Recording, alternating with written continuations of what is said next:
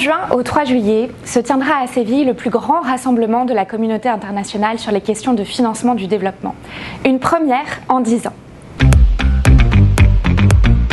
Des chefs d'État et de gouvernement du monde entier, des ONG, des entreprises, des scientifiques seront à Séville pour réaffirmer leur engagement collectif à financer le développement, à agir ensemble pour lutter contre la pauvreté et préserver notre planète dans une période de tension géopolitique et financière. L'objectif, à l'issue de la conférence, sera d'adopter une déclaration commune, El Compromiso de Sevilla, qui confirmera ces engagements et lancera leur mise en œuvre. Cela fait plus d'un an que la France est mobilisée, à Paris dans les différents ministères, ici au sein de la mission permanente à New York et avec nos partenaires européens pour mener ces négociations et couvrir les sujets qui seront au cœur de l'agenda de la conférence. La réforme de l'architecture financière internationale, la finance climatique, les questions d'endettement ou encore le commerce international.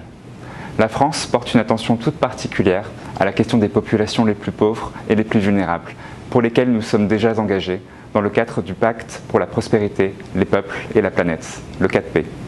Cette initiative du président de la République, adoptée à Paris en juin 2023, réunit désormais 73 pays qui partagent ces objectifs communs et élaborent ensemble des solutions concrètes. Nous avons aussi défendu la mise en œuvre de nos engagements climatiques issus de l'accord de Paris et des COP des dernières années. Ce message singulier est porté par la France sur le terrain, via l'Agence française de développement, ou encore au sein du Club de Paris et du cadre commun, lorsque certains pays se retrouvent confrontés à des dettes insoutenables. Nous le portons aussi dans les institutions financières comme la Banque mondiale, pour décider de projets concrets, comme la construction d'infrastructures de transport, d'écoles ou des réseaux d'approvisionnement en eau. Les besoins sont chiffrés à plusieurs centaines de milliards de dollars. La déclaration commune qui sera adoptée à Séville a pour ambition d'envoyer un message d'unité pour montrer que nous sommes tous résolus à avancer, en particulier sur le renforcement du financement du développement durable en bâtissant sur la solidarité internationale, mais aussi sur le renforcement des institutions des pays, notamment pour que le cadre soit propice aux investissements. L'établissement d'un lien direct et clair entre financement du développement et le financement pour le climat, ou à travers la reconnaissance des vulnérabilités spécifiques de certains pays.